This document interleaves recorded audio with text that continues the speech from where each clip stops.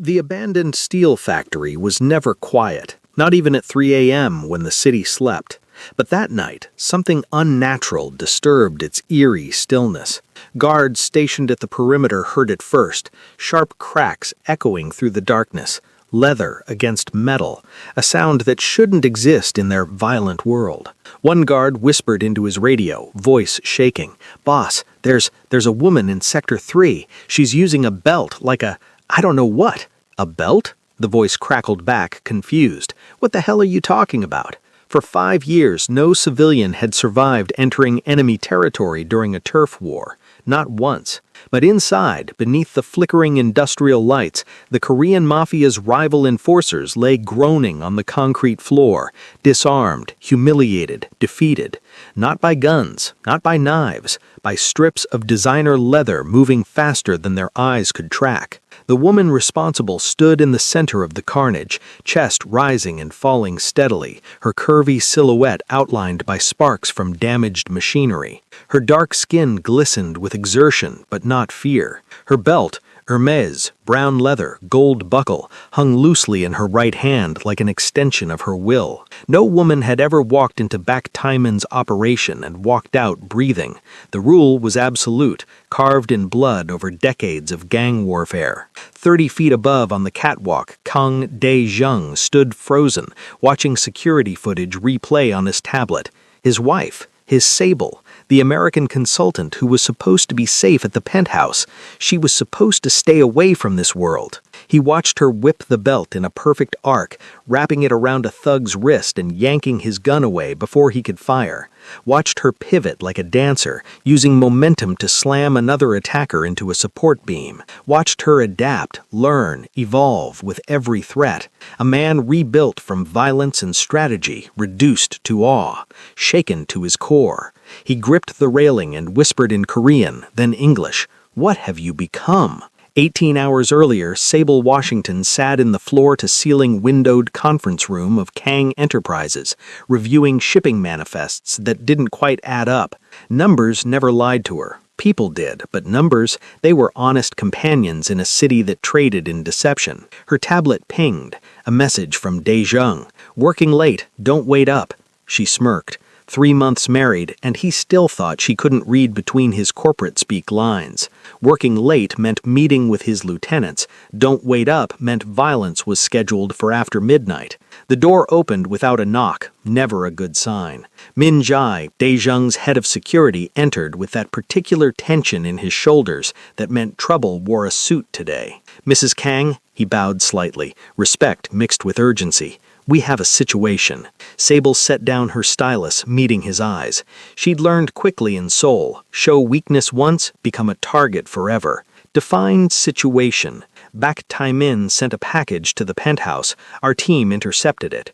Her stomach tightened, but her expression remained neutral. Baek Tae-min, the name whispered in boardrooms and back alleys with equal parts respect and terror. Dae-jung's oldest enemy, a rivalry born from a business deal gone nuclear 15 years ago. Bodies still turned up occasionally, reminders that some grudges aged like fine wine. What kind of package? Min Jae pulled out his phone, showed her a photo. A wooden box, expensive craftsmanship with her name carved on the lid. Inside, nestled in black velvet, a single white chrysanthemum, funeral flowers in Korean culture, and a photograph. Sable's breath caught. The photograph showed her from yesterday, leaving the gallery in Gangnam. Someone had been following her. Someone wanted her to know. "There's a note," Min Jae's voice dropped. "It says, 'Beautiful things break easily.' Let's test that theory." Rage flashed hot through her chest, but she channeled it into cold calculation, a skill she'd perfected during her years navigating corporate racism in Atlanta before Seoul. "Where's my husband?" "En route to a secure location. He wants you moved to the safe house immediately." "No." Min Jae blinked. "Mrs. Kang, this is a direct threat." "I said no." Sable stood, her full 5'9" frame radiating an authority that had nothing to do with her last name. "I'm not hiding because some fossil with a grudge wants to play psychological warfare. Where is Baek's operation centered?" I can't give you that information. She walked around the desk, heels clicking against marble. Minjai, I respect the protocol. I respect the hierarchy. But that threat wasn't sent to Kang Daejung. It was sent to me. So either you tell me what I need to know, or I'll ask my husband directly, and we both know he's going to be furious that this conversation even happened. The security chief's jaw worked. Finally, the steel factory, District 9. But Mrs. Kang, thank you. She grabbed her Burberry coat from the rack. Have a car ready in 10 minutes. You can't be serious. Sable paused at the door, looking back with a smile that didn't reach her eyes. Bak Tae-min made a mistake. He thought I was a weakness. I'm about to educate him on the difference between weakness and restraint. She left Min Jae standing there, already dialing Daejung's emergency line, already knowing the storm this would unleash. But Sable had learned something crucial in 3 months of navigating Seoul's underworld as a Black American woman married to Korean Mafia royalty. Respect wasn't given, it was taken. Usually by force. In the elevator down to the parking garage, she unhooked her belt, Hermes, a gift from Daejung on their 1-month anniversary. Soft leather, perfectly broken in, with enough weight in the buckle to make a statement. She'd grown up in Atlanta's roughest neighborhoods before scholarships carried her to corporate America. Her grandmother had taught her young, "Baby girl, you're going to be underestimated your whole life. Use it." The elevator doors opened. Her phone buzzed. Daejung calling. She sent it to voicemail, texting instead, "Trust me, I know what I'm doing." His reply came instantly. "Where are you?" She typed, "Fixing your problem. Home by midnight," then powered off the phone. The black Mercedes waited, Min Jae at the wheel, looking like he'd swallowed glass.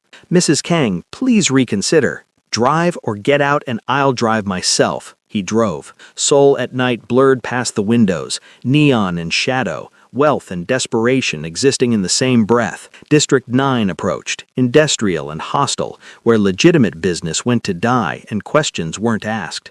"Stop here." Sable pointed to an alley 2 blocks from the factory. "Wait for my signal." "What signal?" Min Jae's voice cracked with stress. "You'll know it when you see it."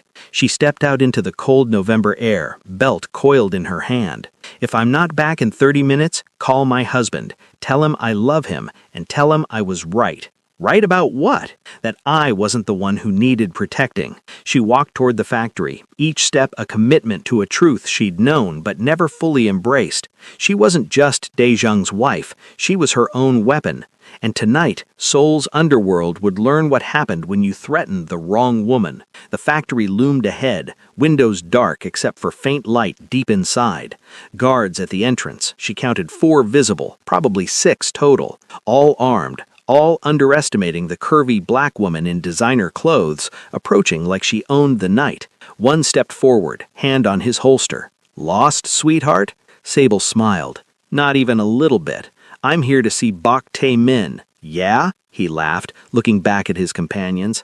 "Boss doesn't take walk-ins. He sent me an invitation, flowers and everything. So here I am." The guard's smile faded. Recognition clicked. "You're Kang's." Her belt snapped out faster than his draw, leather cracking across his wrist. The gun clattered to the pavement. Before the others could react, she moved, fluid, precise, channeling every self-defense class, every street fight from her past, every lesson this violent city had taught her. The belt became a whip, a restraint, a club. She looped it around ankles and pulled, snapped it across faces, used the buckle like brass knuckles when one got too close.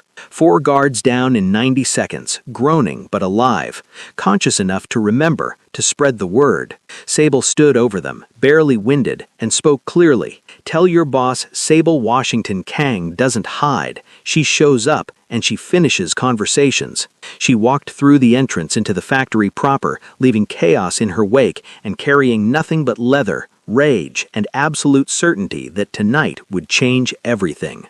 The factory loomed ahead, machinery covered in dust and bad decisions, shadows that moved with intention. More guards appeared, at least 8 this time, better armed and trained.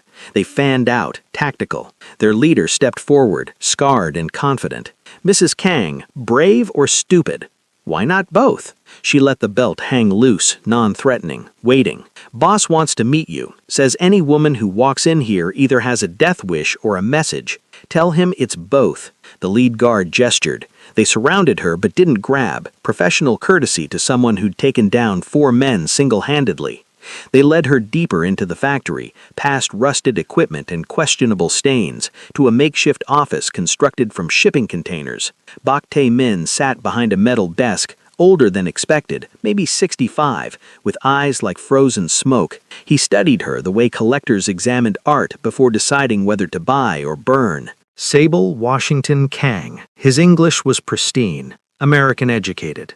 The legendary consultant who civilized the wolf. I expected someone taller. I expected someone smarter than to threaten me in writing. She stood relaxed, belt still in hand. But I guess we're both disappointed. His smile held no warmth. You have fire. I see why Daejung broke his celibacy for you. 10 years of ice melted by American heat.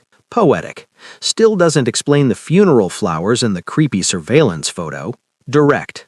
Good. Bak leaned back. I sent them because I wanted to see what you were made of. Would you hide, cry to your husband, send lawyers? Instead, I showed up, so now you know. Now I know you're dangerous. He stood, circling the desk, which creates a problem. See, my war with Kang Daejung is old, comfortable. We understand each other. You're chaos. You disrupt the balance. Sable watched him move, calculating distances, exits, threats.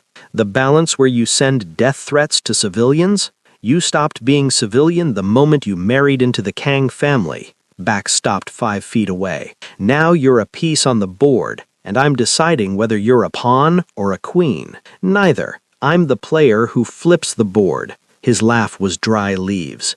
Confidence. I admire that, but confidence without backup is just noise. He snapped his fingers. The guards moved in, weapons drawn, but not pointed, yet. 8 versus 1. The math was clear. Sable didn't flinch.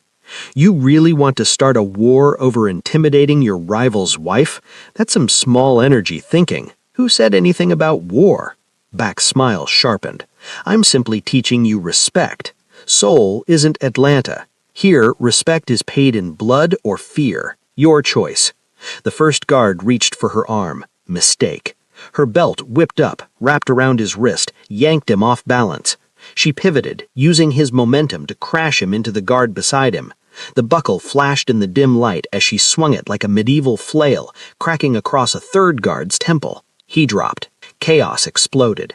They came at her from all sides, but the shipping container office was cramped. Their numbers became a disadvantage. She moved like water through gaps, never stopping, never static.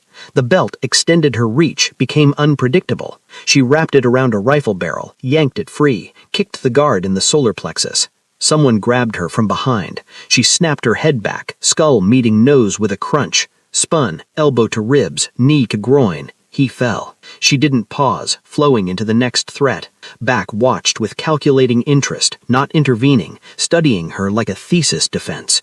2 guards left standing. They charged together. Sable feinted left, went right, snapped the belt low across ankles. They tripped, sprawling. She was on them instantly, looping leather around wrists, pulling tight enough to cut circulation, to make a point. Silence, except for groaning. 8 professional enforcers on the ground. Sable stood in the center, chest heaving, belt now scuffed and battle-worn but unbroken. Her dress had torn at the hem. Blood, not hers, speckled her collar. She looked at Bak. Still think I'm chaos? For the first time, something like respect flickered in his frozen eyes. I think you're the most dangerous thing I've seen in 20 years. Good. Remember that before you send any more flowers. She moved toward the door, stepping over bodies. Tell your men thanks for the warm welcome. We should do this again, never. Wait. She paused, didn't turn fully. Unless you're apologizing, I'm done listening. Your husband will come for me after this. You know that. Now she looked back. Then maybe you shouldn't have started something you can't finish. Can I finish it? Bak's question hung heavy. That's what I'm trying to determine. You're not what I expected. You're not a weakness. You're a multiplier. Kang with you is twice as dangerous as Kang alone. 3 times. She smiled without humor. I do math for a living. I know my value. Then you know this doesn't end here. I poked the tiger. Now I have to decide, back down or commit fully. Sable walked back to the desk, planted both hands on it, leaning in close. Here's some free consulting back. You're operating on old intelligence. You thought threatening me would rattle De Jong, make him sloppy, but you miscalculated. We're not a weakness to each other. We're an alliance, and alliances don't break under pressure. They attack. She straightened, turned, walked out. Behind her, Back sat slowly, mind clearly racing through scenarios and consequences. His guards groaned themselves back to consciousness, humiliation and awe mixing in their expressions. Outside, the November air felt crisp and clean after the factory's industrial decay. Sable's phone powered back on, immediately exploding with notifications. 17 missed calls from De Jong, 12 from Min Jae, 6 from various security personnel. 1 text from her husband, sent 4 minutes ago. I know where you are. Don't move. I'm coming. She texted back. Already done. Heading to you now. The response came instantly. Done? What did you do? What needed doing? See you soon. Love you. She walked the 2 blocks back to where Min Jae waited, the security chief's face cycling through relief, terror, and resignation. Mrs. Kong, is that blood? Not mine. Let's go home. Your husband is going to be proud, angry, terrified, and impressed, probably in that order. She slid into the Mercedes. Min Jae, you ever been underestimated? He pulled into traffic. Every day until I proved myself. Then you know, sometimes the only way to make people see you clearly is to show them what they refuse to believe. They drove through Seoul's nightscape, heading toward the penthouse and the inevitable confrontation. Sable stared at her reflection in the window, makeup smudged, hair wild, dress damaged, but eyes clearer than they'd been in months. She'd married into violence and tried to stay separate from it, believing she could be the normal anchor in De Jong's storm. Tonight taught her different. She wasn't the anchor, she was part of the storm, and storms didn't hide. Her phone rang. De Jong. She answered. Before you yell, are you hurt? His voice was pure steel wrapped in fear. No, bruised maybe, but functional. Silence. Then, Min Jae says you went to Beck's factory. I did. Alone. I took my belt. Another pause. Longer. She could almost hear him processing, calculating, fighting between fury and something else. Stay on the line. I'm 2 minutes behind you. They drove in connected silence, her listening to his breathing, him listening to hers. The simple confirmation that both were alive, both intact. The penthouse appeared ahead, top 3 floors of a building that touched Seoul's sky. Min Jae pulled into the private garage just as De Jong's convoy arrived. 3 black SUVs, tactical and tense. Her husband emerged from the center vehicle before it fully stopped. Tall, lean, carved from expensive suits and colder decisions. His eyes found her through the Mercedes window, and something in his expression cracked. He opened her door himself, a break in protocol that made his security team shift uncomfortably. For a long moment, he just looked at her, cataloging damage, calculating risk, processing what she'd done. You went to war, he said quietly in Korean, then in English, without me. I went to deliver a message. There's a difference. His hand came up, gentle, touching the small cut on her cheek she hadn't noticed. You're bleeding. You should see them. I will. I'm burning that factory to the ground tonight. De Jong. He threatened you, sent you funeral flowers, stalked you. Then you fought 8 of his men alone. His voice stayed quiet, but she heard the violence coiling beneath. That requires an answer written in fire. Sable caught his wrist. I already answered it. They know now. I'm not some porcelain doll to break. I'm mine. The word came out possessive and proud, and nobody touches what's mine. Yours? She raised an eyebrow despite everything. We need to workshop that phrasing. His almost smile flickered. Partnership? Alliance? What word makes you not walk into enemy territory alone again? How about we discuss it upstairs? I need a shower and possibly a drink. He nodded, but didn't release her hand as they walked to the private elevator. His security team melted into formation around them, professional and silent. In the elevator, just the two of them, Daejung finally spoke again. Min Jae said you took down 4 guards at the entrance, then 8 inside Beck's office. Math checks out. With a belt. Hermes, the one you gave me. Turns out it's multifunctional. He stared at the elevator numbers climbing. I married a consultant, an analyst, someone who lived in spreadsheets and strategy meetings. You married all of that, but you also married a woman from Atlanta who fought for every inch of respect in a world designed to dismiss her. Sable squeezed his hand. I'm not fragile, Daejong. I never was. I just let you think I needed protection because it made you feel better. And now? I know we stop pretending. I'm in this world whether we like it or not. So instead of hiding me away like treasure, how about we figure out what we can accomplish together? The elevator opened to their penthouse. Floor-to-ceiling windows framed Seoul's infinite lights. Min Jae pulled her close, forehead against hers, breathing her in like confirmation of life. You terrified me tonight. Good. Now you know how I feel every time you work late. This isn't a joke. I'm not joking. I'm serious. We're partners, right? Then treat me like a one. Not a liability, not a secret. A partner. He pulled back, studying her face. Then slowly he nodded. Partners. Which means we plan together, attack together. No more solo missions. Deal. Now can I please shower? I have industrial grime in places grime shouldn't be. His laugh was short but genuine. Go. I'll handle Beck's response. There won't be one tonight. I scared him. He's rethinking his whole strategy. How do you know? Because I know men. The scared ones get quiet while they regroup. The smart ones back down. Beck's smart. He'll either apologize through channels or wait for a better opening. Either way, we have time. Daejong watched her walk toward the master bathroom, this woman who'd entered his frozen life 3 months ago and detonated everything he thought he knew about strength, partnership, and power. His phone buzzed. A message from his intelligence chief. Beck's factory is quiet. No retaliation moves. They're spooked. He texted back. Monitor closely. Report any changes. Then he followed his wife toward the sound of running water, already planning how their alliance would reshape Seoul's underworld. But for tonight, he just needed to hold her, confirm she was real, whole, alive, because Sable Washington Kang had done something impossible. She'd walked into an enemy stronghold alone, survived, and made them fear her more than they feared him. And that changed everything. Subscribe to Love and Tension for more intense stories that'll keep you at the edge of your seat.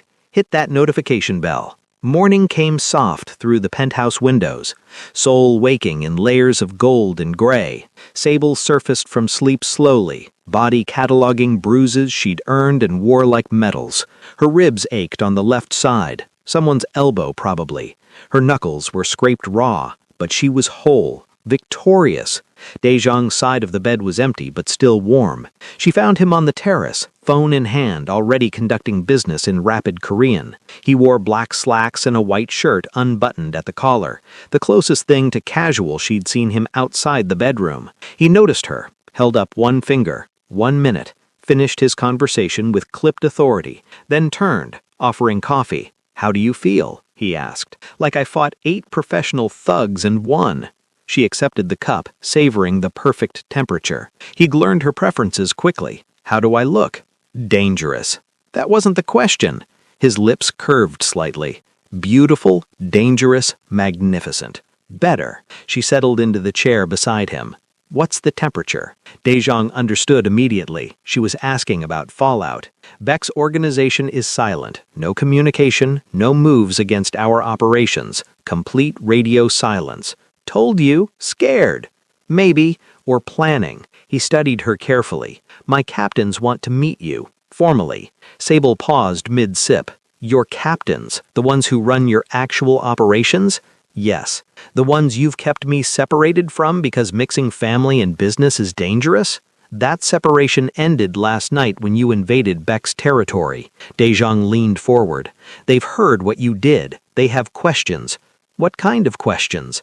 The kind where they assess whether you're an asset or a liability. Sable laughed, sharp and honest. They want to know if the Black American wife is going to get their boss killed through amateur heroics. Essentially. When? Tonight. Neutral location. Just conversation. Conversation with armed mafia captains. Sure, sounds like a normal Tuesday. She sipped her coffee, mind already working angles. What do you want from this meeting? Daejong's expression shifted. Something calculating and proud mixing together. I want them to see what I see. That you're not a weakness, you're a force multiplier. And if they don't see that, then I need to know which ones to replace. She felt the weight of that statement. He was testing his own organization through her, using last night's chaos as a litmus test for loyalty and vision. You're using me, she said without heat, as a filter. I'm using us. Partnership, remember? You proved you can handle yourself physically. Now prove you can handle the politics. No pressure. Sable. He reached across, took her hand. You walked into an enemy stronghold alone and dominated. 8 trained fighters. You dominated. Do you understand how rare that is? How valuable? I understand I got lucky. Luck is preparation meeting opportunity. You've been preparing your whole life for exactly this. Street fights in Atlanta, corporate warfare in boardrooms. Now, mafia politics in Seoul. It's all the same game with different weapons. She squeezed his hand. You really believe that? I watched the security footage, all of it. You weren't lucky, you were tactical. You used the environment, their overconfidence, the belt's unpredictability. You fought smart, not just hard. My grandmother taught me, baby girl, in a world that wants you small, you gotta fight big. Your grandmother was wise. She was a terror. Would have liked you, actually. Sable stood, stretching carefully. Okay, tonight, neutral location, I meet the captains. What's the dress code? Business casual or I will end you chic? Be yourself. They need to see the real you. The real me would wear sneakers and make everyone uncomfortable with honesty. Perfect. She laughed, kissed the top of his head. You're either very brave or very stupid for turning me loose on your organization. Both. Definitely both. Inside, her phone buzzed. A message from an unknown number. Impressive performance last night. We should talk. B. She showed Daejong. His jaw tightened. Beck, he confirmed, reaching out directly. He's bypassing you, talking to me like an independent player. Which you are. Yeah, but that's not a compliment in his context. He's testing whether we're united or if I'm a weak link he can exploit. Daejong took her phone, typed a response. Mrs. Kang's schedule is coordinated through her husband. You know this. Sent it before she could stop him. Her phone buzzed again immediately. Old rules for old games. She made new rules last night. Sable reclaimed her phone, typed quickly. New rules, same answer. You want conversation, ask properly. Threats and late-night ambush invitations don't impress me. She hit send before second-guessing. Daejong watched her with something between concern and admiration. Beck's response took 3 minutes. Lunch. Thursday. Neutral ground. Just conversation between professionals. He's serious, Sable said. He actually wants to talk business, which means he sees you as a player now, separate from me. Is that a problem? Daejong considered. Only if you make decisions without consulting me. Partnership, she reminded him. We decide together. Then we need to discuss what you'd say to him, what leverage we have, what he might offer. They spent the next 2 hours strategizing, drinking coffee, planning like the alliance they'd claimed to be. Daejong walked her through Beck's operations, his weaknesses, his assets. She absorbed it all, asking sharp questions, seeing patterns he'd missed from proximity. He's overextended in District 7, she noted, studying the maps he'd spread on the dining table. Look, 3 nightclubs, 2 warehouses, 1 casino, all within 4 blocks. That's not strategic positioning, that's ego. He wanted to dominate that territory, make a statement. He made himself vulnerable. Too many assets in one location means a single coordinated strike could cripple him. She traced the pattern with one finger. If I wanted to hurt Beck, I'd create a problem here, she pointed to the casino. Make the authorities interested. Sudden raid, found irregularities, shut it down. Dominoes fall. The warehouses lose their money laundering route, the nightclubs lose their supply chain. Dae-jung stared at the map, then at her. You've been in this world 3 months and you're already strategizing like a captain. I told you, I do math. This is just applied economics with violence. He pulled her close, kissed her hard. Not passion, respect made physical. When he released her, Sable smiled. What was that for? For being exactly who you are. No apologies, no shrinking. Good, because I'm just getting started. The rest of the day passed in preparation. Dae-jung had a tailor deliver 3 outfits for the evening meeting, each one calculated for different impressions. She chose the middle option. Black slacks, burgundy silk blouse, low heels. Professional but not trying to impress. Her belt, cleaned and reconditioned overnight by someone on staff, completed the look. Still wearing it? Dae-jung asked as she buckled it. Always. It's proven effective. As a weapon or a statement? Yes. Evening arrived. They traveled in separate cars to the meeting location, a private restaurant in Gangnam that Dae-jung's organization owned but operated legitimately. The separation was tactical. Arriving together suggested she was an accessory. Arriving independently suggested she was a player. Sable's car arrived first. She walked in alone, ignoring the stares from staff who clearly hadn't expected the boss's wife without escort. The private room in the back was already occupied. 4 men, all Korean, ranging in age from 30s to 50s. Each one radiated violence barely contained by expensive suits. They stood when she entered. Reflects respect or calculation? She couldn't tell yet. Mrs. Kang, the oldest one, spoke in English. We've heard impressive things. And I've heard you run the Eastern operations with ruthless efficiency, Captain Wong. She'd memorized their files this afternoon. Please, sit. We're all adults here. They sat, reassessing. She'd used his name correctly, acknowledged his reputation, and taken control of the room's energy without asking permission. Dae-jung's lessons in action. The youngest captain, maybe 35, spoke next. You really took down 8 of Beck's men alone?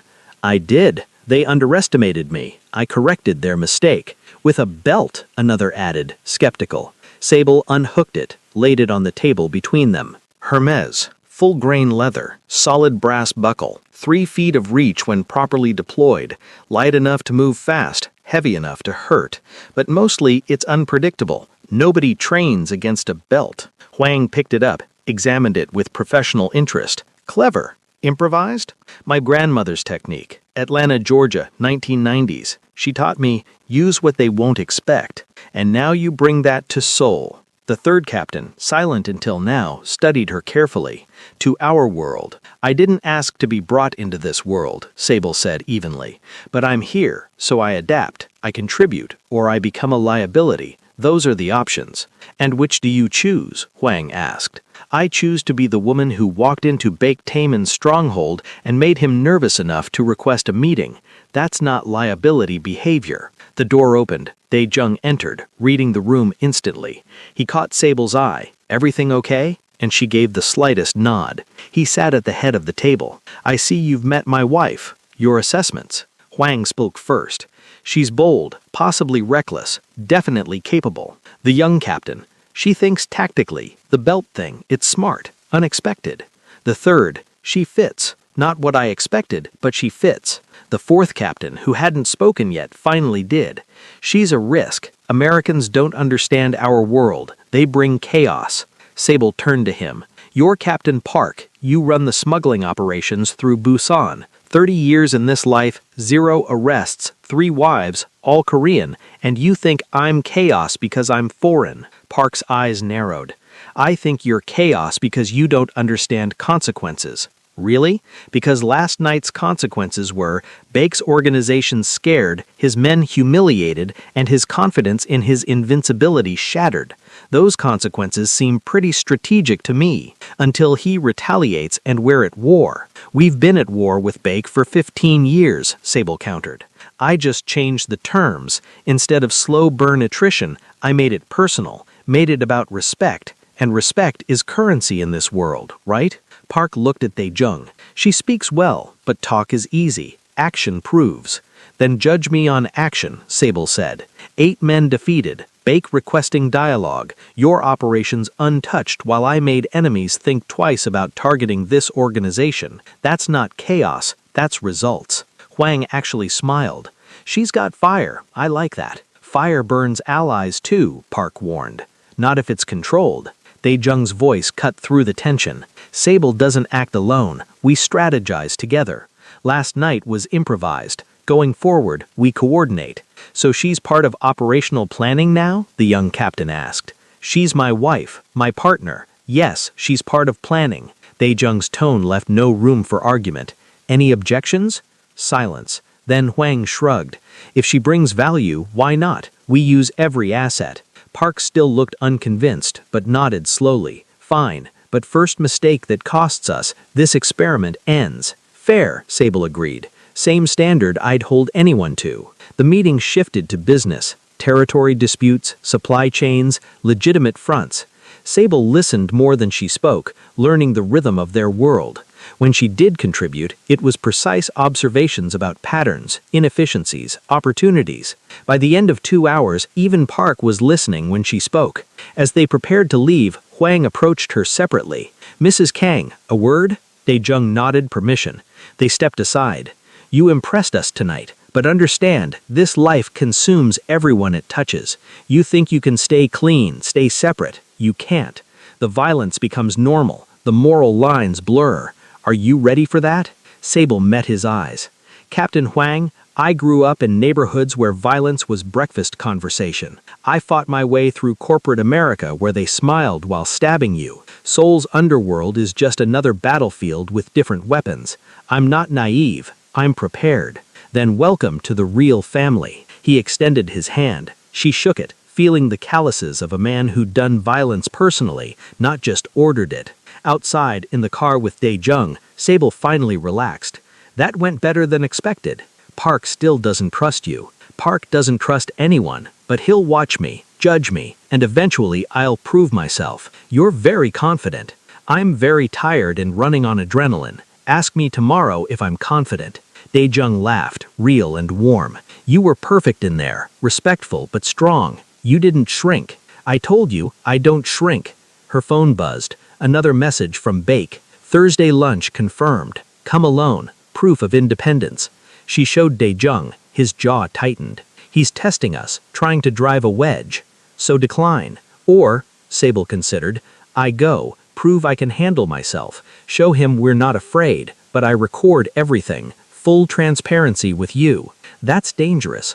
Partnership is dangerous. Marriage is dangerous. This whole life is dangerous. She turned to face him. But we agreed we do this together. That means trusting each other in dangerous situations. He studied her for a long moment, then, okay, Thursday, you meet Bake alone, but with trackers, recording devices, and a security team within 60 seconds response time. Deal. They drove through Seoul's night, planning for Thursday's meeting, for Bake's next move. For a future neither had imagined 3 months ago. The Curvy black woman from Atlanta and the frozen Korean Mafia boss, an unlikely alliance becoming something formidable. And somewhere in the darkness, Bake Timon was making his own plans, underestimating them both one last time. Thursday arrived wrapped in autumn rain. Seoul's streets slick and reflective. Sable dressed carefully, not for intimidation, but for negotiation. Navy blazer, cream blouse, dark jeans. The belt. Always the belt. Daejung watched her prepare, tension coiled in his shoulders. They'd spent 2 days planning for every contingency. Microphone hidden in her watch, GPS tracker in her bracelet, panic button disguised as a ring. Security team positioned at the restaurant and within blocks. You don't have to do this, he said for the 3rd time that morning. Yes, I do. Bake's testing whether I'm independent or controlled. If I don't show, he wins that round. She turned from the mirror. Besides, I'm curious. What does a man like that want to say to me? Probably trying to recruit you against me. Then he's dumber than I thought. She kissed him quickly. 2 hours. I'll text every 30 minutes. If I miss a check-in, bring the cavalry. I'm bringing them anyway. They'll just stay invisible and less needed. The restaurant was understated elegance in Itaewon, neutral territory, public enough to discourage violence, private enough for honest conversation. Sable arrived exactly on time, a power move that said, "I respect punctuality, not you." Bake sat alone in a corner booth, looking smaller in daylight than he had in the factory's shadows. He stood as she approached. Old world manners from a new world monster. "Mrs. Kong, thank you for coming. Let's skip the pleasantries. You threatened me, I humiliated your men, and now you want conversation. What's the actual agenda?" He smiled, appreciating directness. "Sit, please." She did, but kept her back to the wall, exit visible in peripheral vision. Lessons from Daejeon. "I underestimated you," Bake began. "That was my first mistake in 15 years. I wanted to understand why. Because I'm a black woman in a Korean Mafia story. You thought I was decoration, arm candy, a weakness to exploit." Yes. His honesty surprised her. She tilted her head. "And now? Now I think you're the most dangerous piece on the board, because you're unpredictable. You don't follow the rules because you don't know them, and that makes you chaos. Second person to call me chaos this week. I'm starting to think it's a compliment." "It is and it isn't." Bake leaned forward. "In our world, predictability is power. I know what Kong will do because I've fought him for 15 years. But you're a variable I can't calculate. That terrifies me." "Good. But it also intrigues me." He signaled a server, ordered tea for both without asking her preference, a small power play. "I've been thinking, what if we're fighting the wrong war?" "Meaning?" "Meaning Kong and I have been locked in stalemate since 2010. We take territory, we lose territory. We bleed resources. Nothing changes. But you changed the game in one night." Sable sipped the tea that arrived. "Green, expensive. So you want to hire me?" "I want to propose a partnership. You and me." She laughed, genuine surprise. "You're serious?" "Completely. Think about it. Kong is traditional, predictable, but you bring innovation, fresh thinking. Combine that with my resources and experience, and betray my husband. Yeah, hard pass. Is it betrayal if it brings peace?"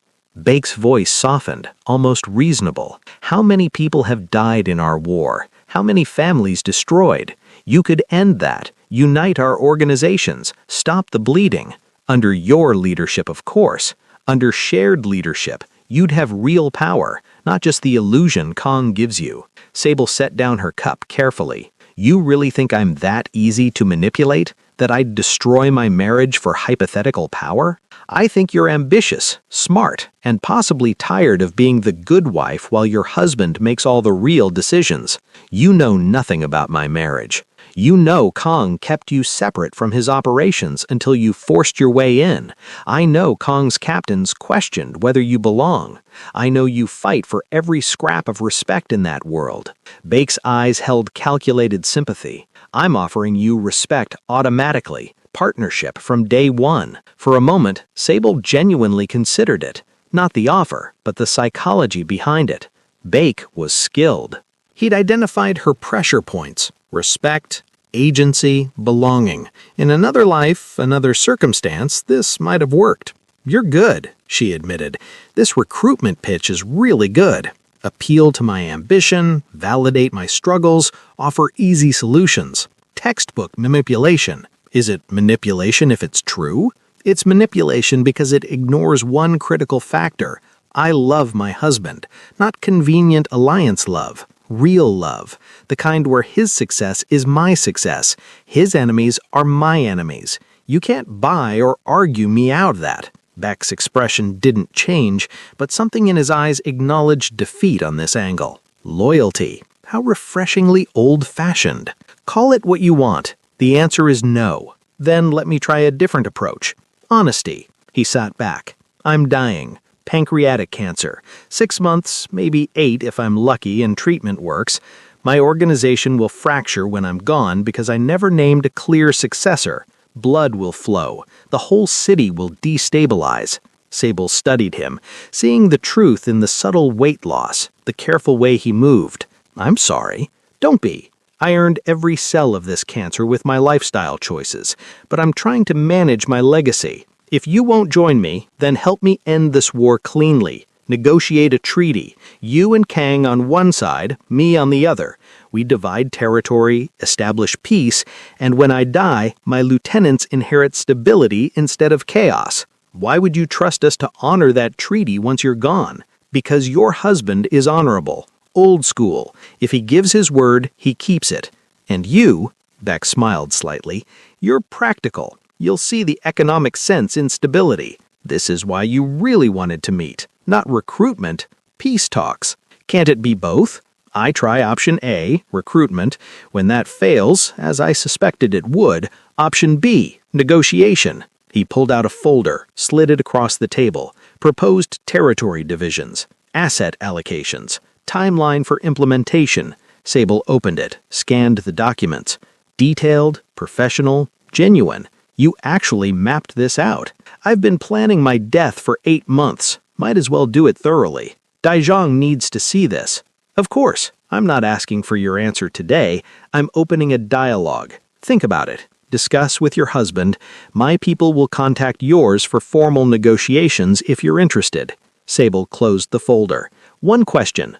Why me? Why not approach Daizhong directly? Because he would refuse on principle. Our history is too bloody. But you're new, untainted by 15 years of corpses. You can see the logic without the emotion. You think I have no emotion about people who threatened me? I think you're smart enough to separate personal feelings from strategic advantage. Am I wrong? She stood, tucking the folder under her arm. You're not wrong, but you're also not entirely right. I'll discuss this with my husband. No promises. That's all I ask.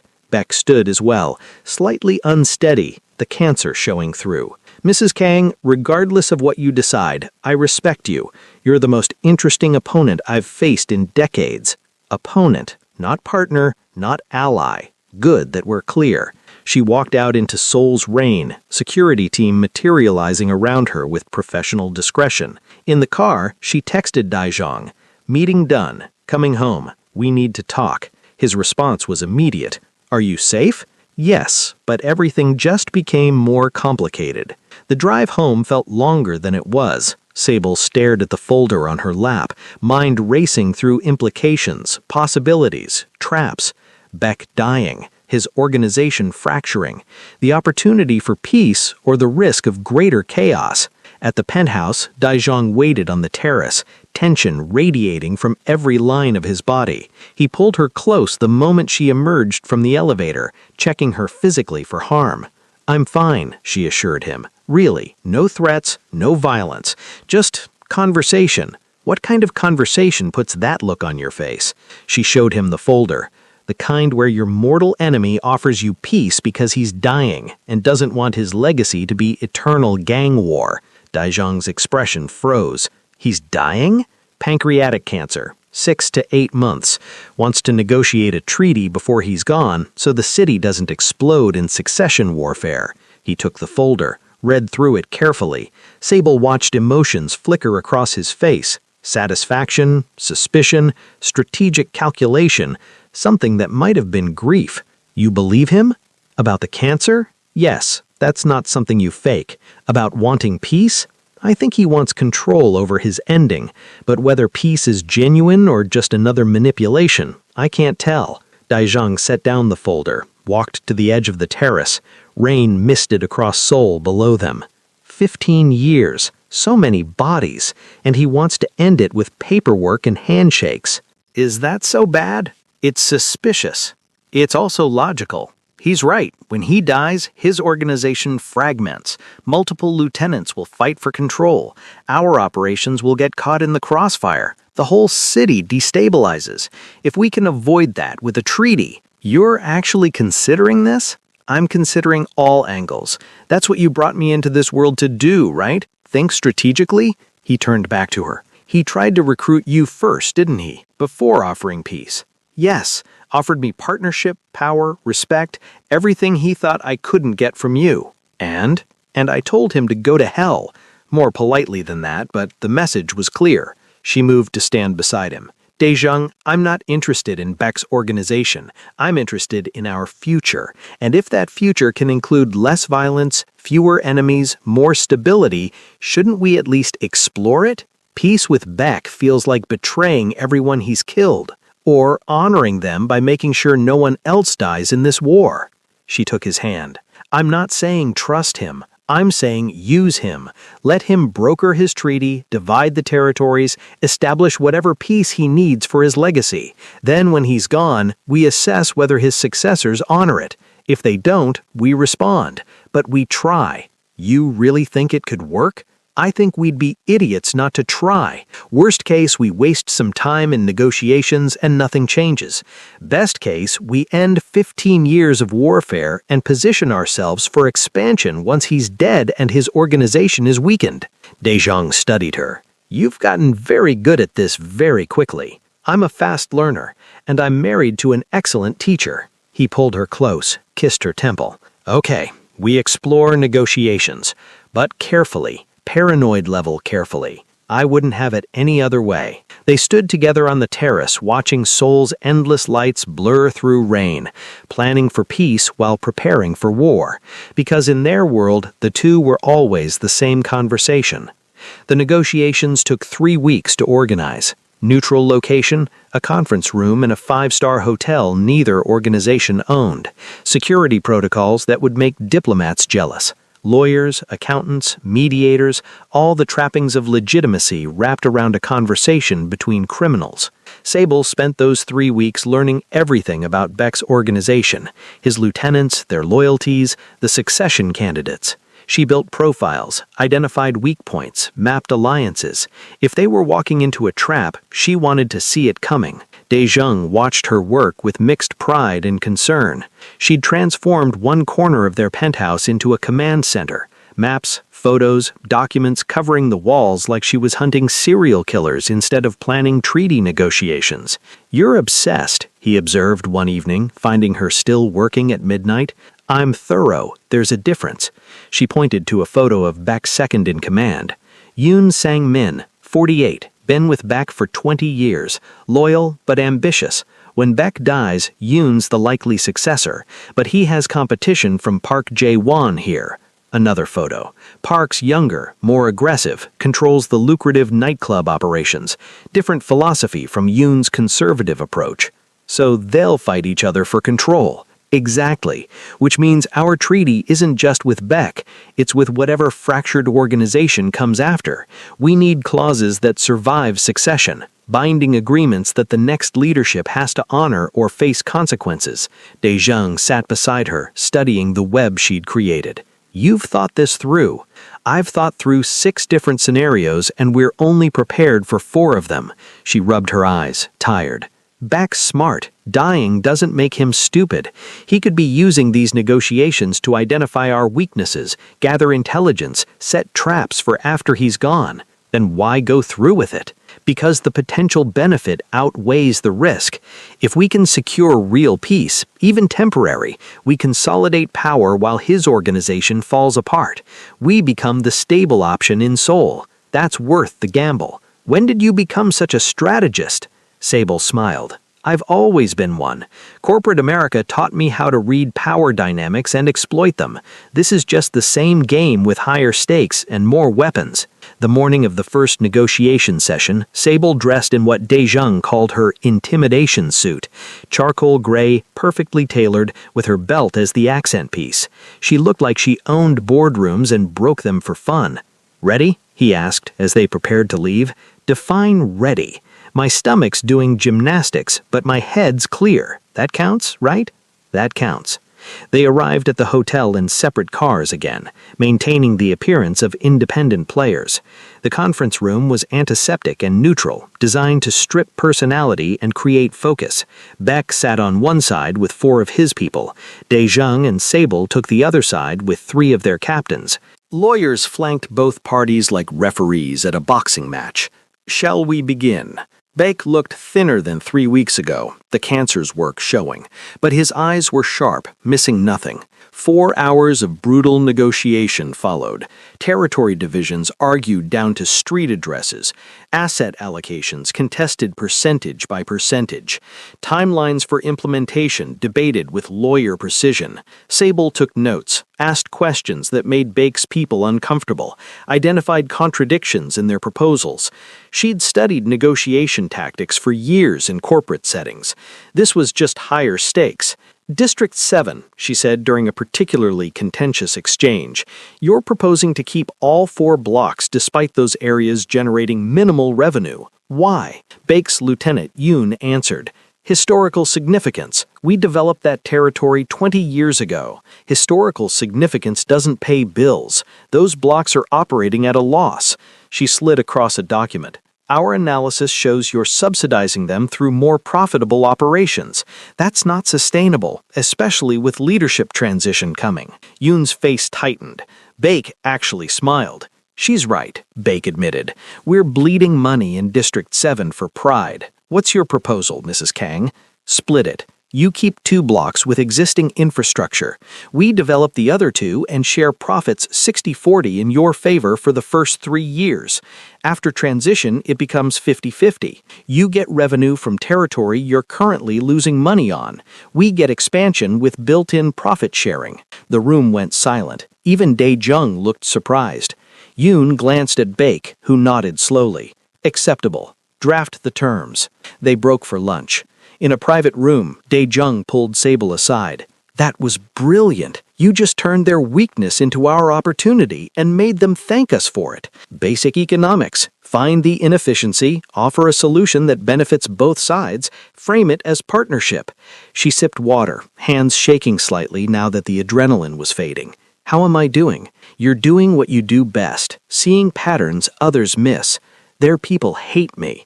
Good. Fear and hate means respect in this world. The afternoon session continued the progress. By evening, they'd outlined a framework both sides could accept. Details would take weeks to finalize, but the foundation existed. As they prepared to leave, Bake requested a private word with Sable. Dae-jung's jaw tightened, but she nodded.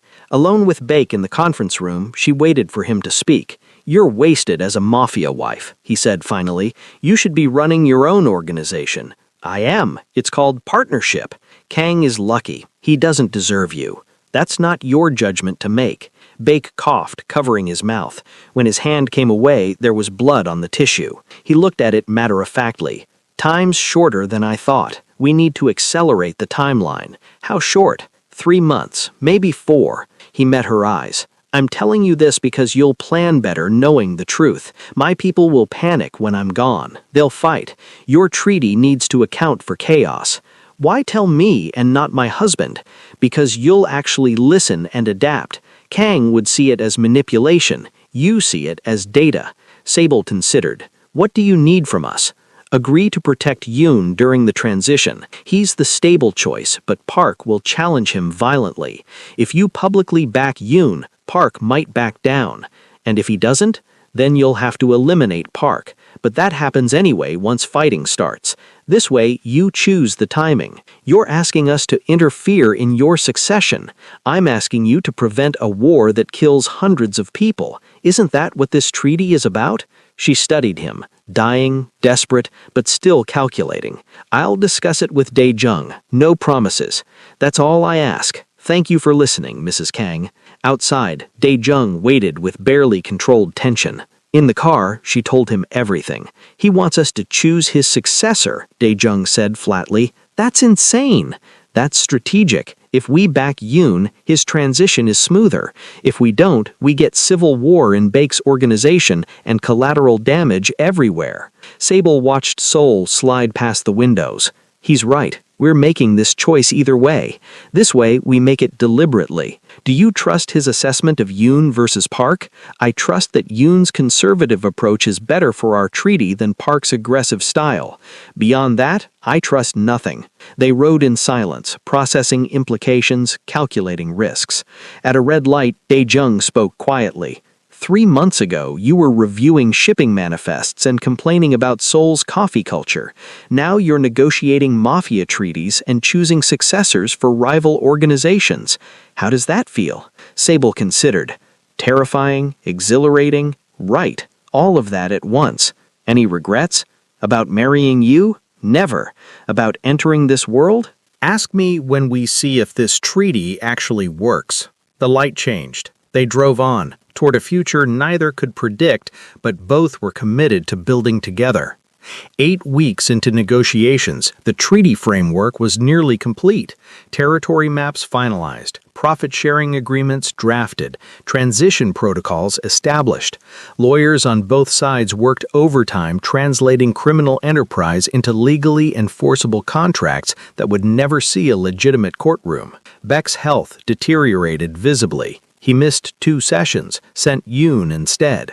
The third time he appeared, he moved like a ghost of himself, skin gray, movements painful, but his mind stayed sharp. Final clause, he announced during what everyone knew would be his last session.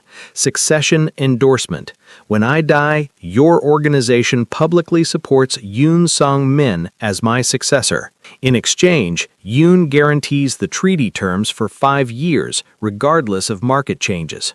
Dae-jung looked at Sable. She'd spent 6 weeks analyzing Yoon, Park, and the other potential successors. She nodded fractionally. Agreed, Dae-jung said, with one addition. If Yoon fails to maintain order within 60 days of transition, we reserve the right to renegotiate with whoever emerges as leader. Acceptable. Beck signed the document with hands that shook slightly. Done. After 15 years. Done. They shook hands, Beck and Dae-jung, an image that would have been impossible a year ago. Photographers captured it for the organization's records, proof of peace or evidence of conspiracy, depending on who was looking. As everyone filed out, Beck caught Sable's arm gently. Walk with me? She glanced at Dae-jung, who nodded permission. They walked slowly through the hotel's garden, Beck moving carefully, breathing deliberately. I'm dying faster than expected, he said without preamble. Days, not weeks. I wanted to thank you. For what? For seeing me as a person, not just an enemy. For negotiating honestly. For giving me the gift of ending this war before I end. He stopped by a fountain, staring at water he wouldn't see much longer. I've done terrible things, Mrs. Kang.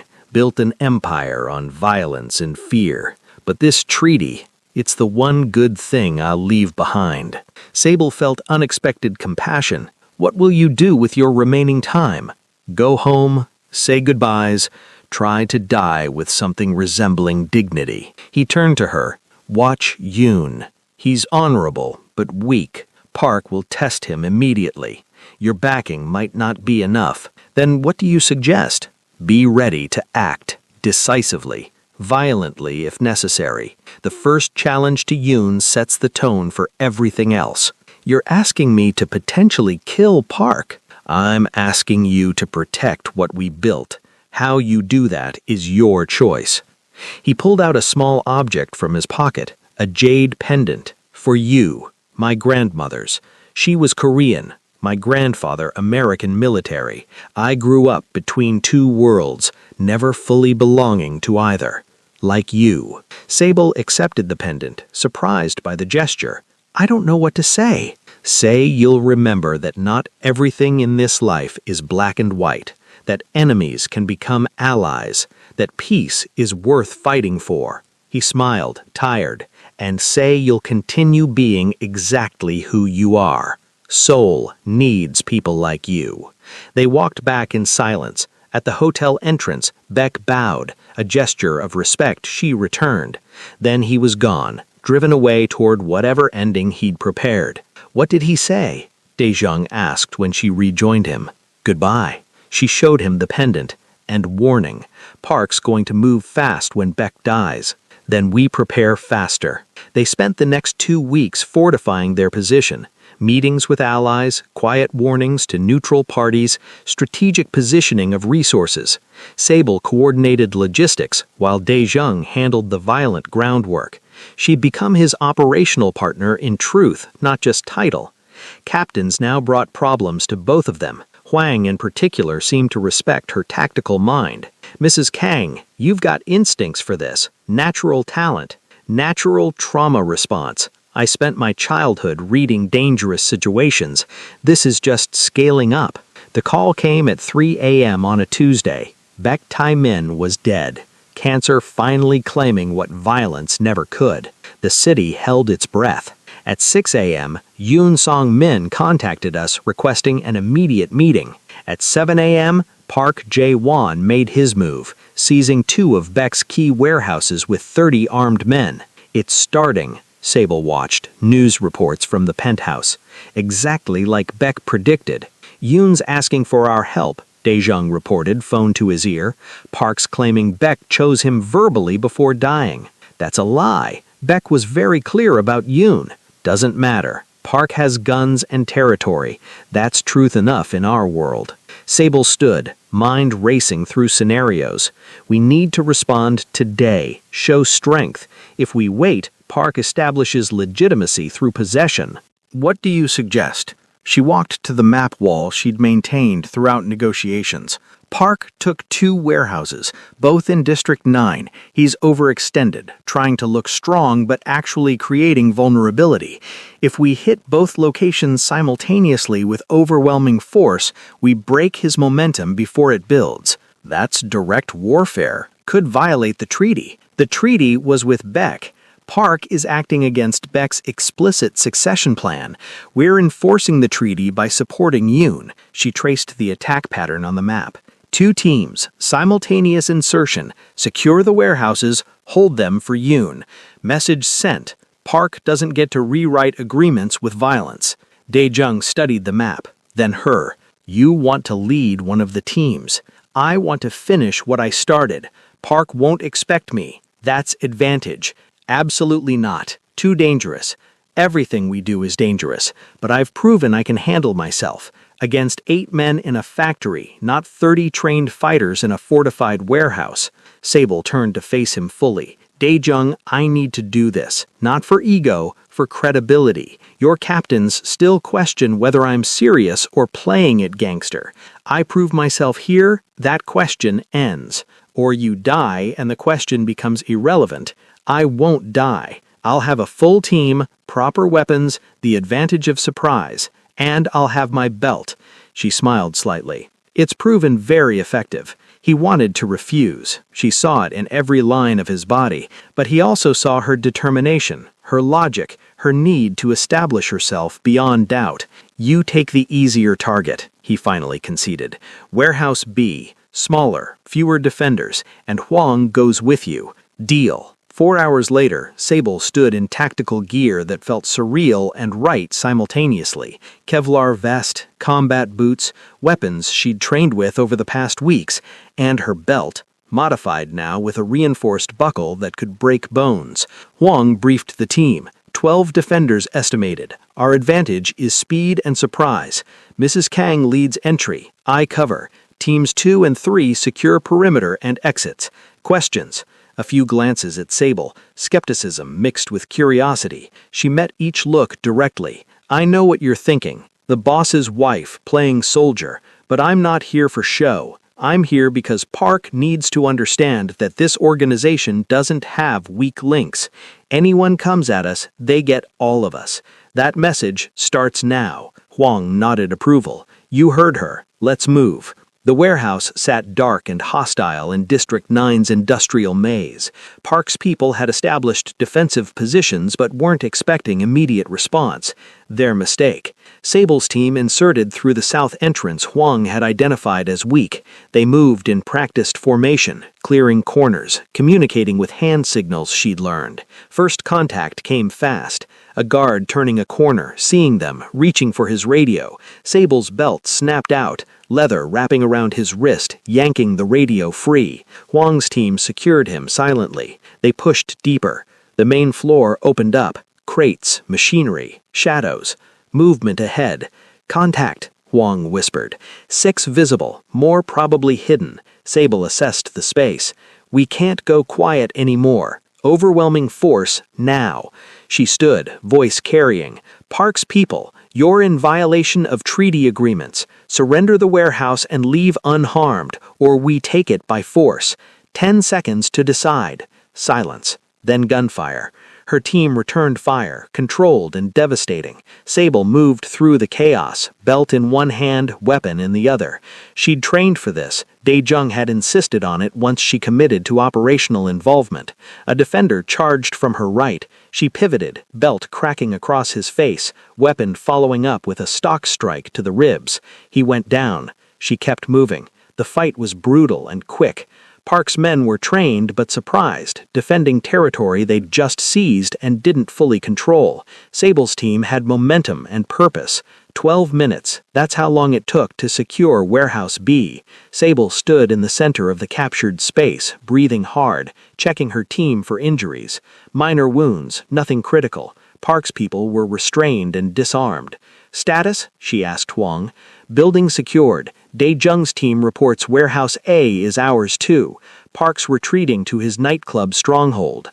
Good. Hold this position. Send half Park's people back to him with a message. Forfeit now or we take everything.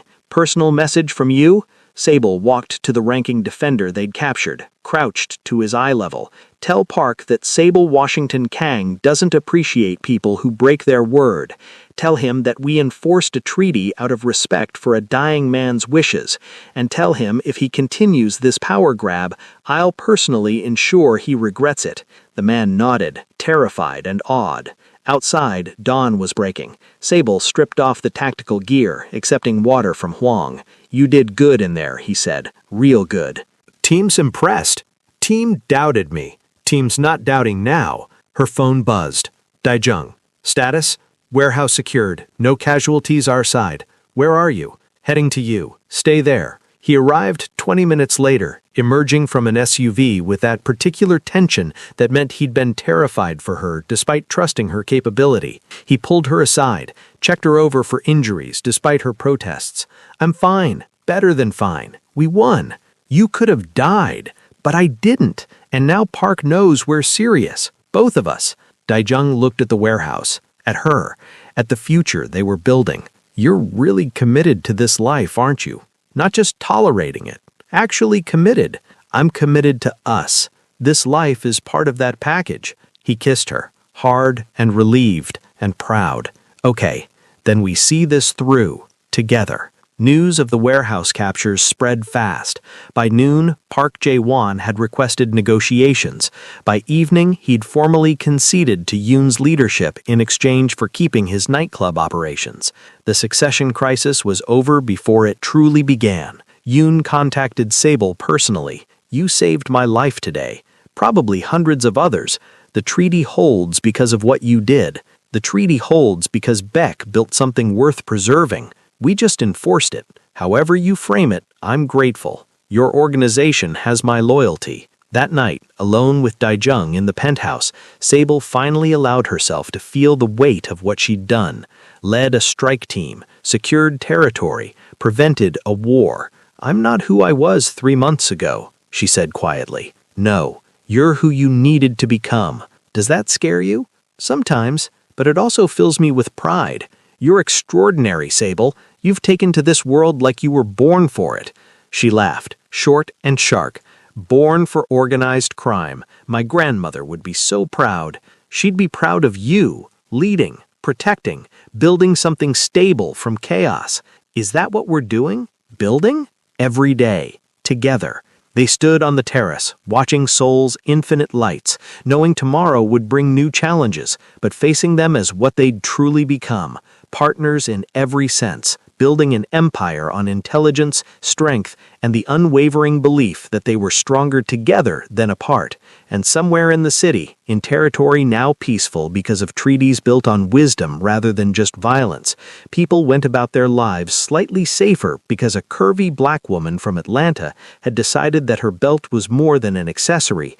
It was a statement, a weapon, and a symbol that underestimation was the deadliest mistake anyone could make. Peace lasted 6 weeks, long enough for treaties to feel real, for routines to establish, for Sable to believe maybe they'd actually achieved something lasting. She should have known better. The first warning came from an unexpected source, Park Jae-won himself. He requested a meeting with Sable specifically, not Daejung, not Yoon, but her. That alone set off alarms.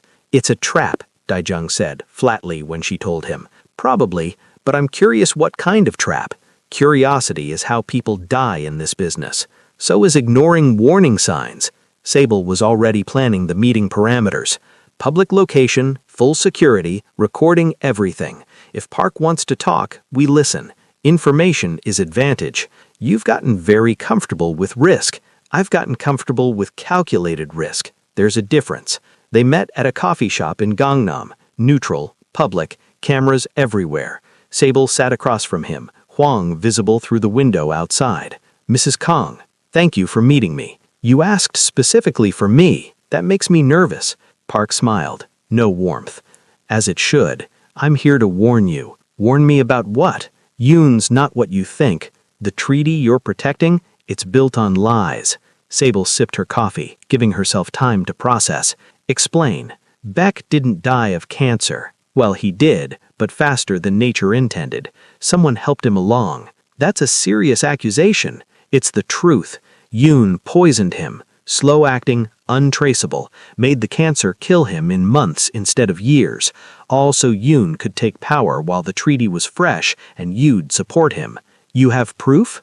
Park slid a folder across the table. Medical records, laboratory reports, testimony from a nurse who had attended Beck in his final weeks. It looked legitimate, but Sable had learned to trust nothing at face value. "Why bring this to me instead of authorities?" "Because authorities don't care about dead criminals, but you care about being used. You built that treaty in good faith. Yoon manipulated all of you." Sable studied him. "What do you want, Park?" "Alliance. You and Kang help me remove Yoon. I honor the treaty properly. No manipulation, no lies. And if I believe you're the liar here, using forged documents to create conflict, then verify it independently. Test the samples. Interview the nurse. The truth stands up to investigation." He stood to leave. "I give you 3 days to confirm what I've told you. After that, I move against Yoon with or without your support. But I'd prefer with." He walked out, leaving the folder and a dozen new questions. Sable immediately called a meeting with Daejung, Wang, and their intelligence chief. They spent 6 hours analyzing Park's evidence. "It's convincing," the intelligence chief admitted, "but it could be fabricated. These days, documents can be made to show anything." "What about the nurse?" Sable asked. "We've located her. She's willing to talk, but she's terrified. Says if Yoon finds out she spoke to Park, she's dead. Then we talk to her tonight, quietly. Get her story before Yoon knows we're investigating." Daejung watched her orchestrate the operation. "You believe Park?" "I believe Park wants Yoon's position. Whether he's telling the truth or creating truth is what we need to determine." The nurse, a middle-aged woman named Lee Sun-hee, met them in a safe house at midnight. She was shaking, chain-smoking, barely holding together. "I shouldn't be here," she kept saying. "I shouldn't have talked to anyone." Sable sat across from her, voice calm. "Sun-hee, I need to know the truth. Did Yoon poison Beck?" Tears streamed down the woman's face. "Yes, I saw him add something to Mr. Beck's IV. When I asked, he said it was pain medication, but I checked later. It wasn't. It was accelerating the cancer's spread." "Why didn't you report it?" "To who? The police? They don't care about gang leaders. Beck's own people? Yoon was second in command. Who would believe a nurse over him?" "But you told Park." "Park approached me, offered protection and money. I thought maybe he could actually stop Yoon." She looked at Sable desperately. "You have to understand, Mr. Beck was dying anyway. Yoon just sped it up, made it months instead of years. Is that really murder?" "Yes," Sable said quietly. "That's exactly murder." They left Sun-hee in protective custody and convened an emergency meeting of their leadership. The evidence was damning. Yoon had manipulated them all. "We have to move against him," Wang said. "He violated every principle of the treaty by murdering Beck. Or we're falling for Park's manipulation, getting us to destroy Yoon so Park can take power. Either way, we're pawns." Sable stood, walked to her ever-present map wall. "Option 3. We confront Yoon directly. Give him a chance to explain or confess. Then we make our decision based on his response. That tips our hand, Wang warned. Good. I'm tired of games. Let's force truth into the open and deal with consequences. They summoned Yoon to a meeting the next evening.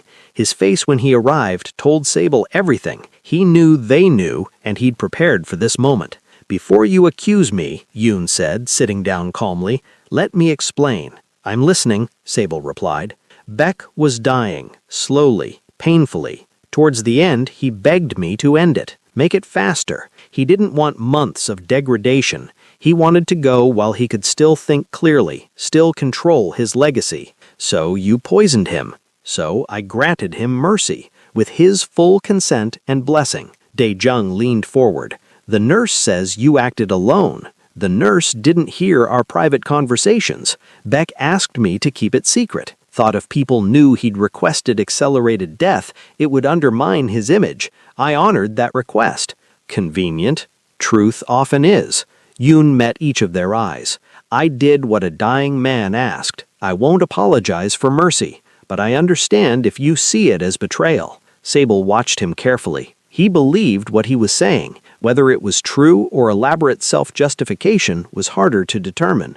Park's moving against you, Sable said, using this as justification to break the succession agreement. I know. He's been consolidating support for a week. He'll attack within days. And what do you want from us?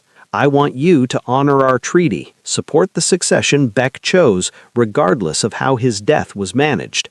Or, Yoon paused, let Park take over and renegotiate everything. Your choice. After he left, they debated for hours. Trust Yoon's mercy-killing story? Back Park's coup? Stay neutral and let them fight? Sable felt the weight of decision like physical pressure. This is what Beck warned me about. Days, not weeks. Park testing Yoon immediately. We're living his prediction. So what's your call? Dae-jung asked. She thought about the treaty, the peace they'd built, the lives saved by avoiding war. We honor our commitment to Yoon, not because we trust him completely, but because changing horses midstream creates chaos. We stabilize first, investigate properly later. If Yoon proves untrustworthy after we've secured peace, we deal with him then. You're choosing the devil we know, Huang observed. I'm choosing continuity and giving mercy the benefit of doubt. Park might be telling the truth, but he's definitely seeking power. Yoon might have crossed ethical lines, but he maintained the treaty. In a world without perfect choices, I pick imperfect stability over certain chaos. The decision made, they moved quickly. Public statement supporting Yoon's leadership. Private message to Park. Stand down or face consequences. Mobilization of their forces in case Park ignored the warning. Park ignored the warning. 3 days later, he attacked 4 of Yoon's operations simultaneously. Not warehouses this time. Civilian fronts. Restaurants, nightclubs, legitimate businesses caught in gang crossfire. He's forcing our hand, Dae-jung said, watching news reports of the attacks. We can't protect Yoon without direct intervention now. Sable felt cold fury building. He's killing civilians to make a point. That's not power play, that's terrorism. So how do we respond? She looked at him, then at the map, then at her belt hanging by the door, worn from 6 months of becoming a symbol. We end this, tonight, decisively. Park wants war, we give him total defeat instead. What are you thinking? His nightclub stronghold, the one he kept in the succession agreement, that's where he's operating from, where his command center is. We take it, we decapitate his operation completely. Huang spoke up. That's his most fortified position. 60 defenders minimum, weapons stockpiles, reinforced structure. We'd need a full-scale assault. Then we plan a full-scale assault. Sable's voice held no doubt. I'm tired of half measures. Park started this by murdering Baek. He escalated by attacking civilian targets. We finish it by removing him from the board permanently. Dae-jung recognized the look on her face, the same expression she'd worn walking into Baek's factory 6 months ago. Determination mixed with cold calculation.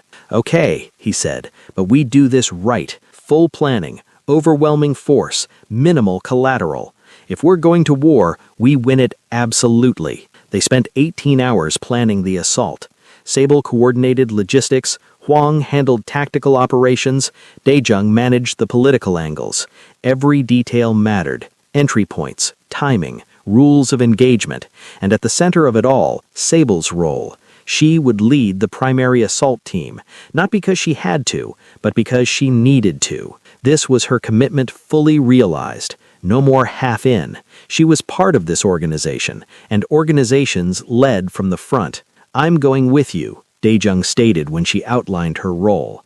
"No, you're too valuable. If something goes wrong, then we both fall or neither does. Partnership, remember?" She wanted to argue but saw the iron in his expression. Together then, always.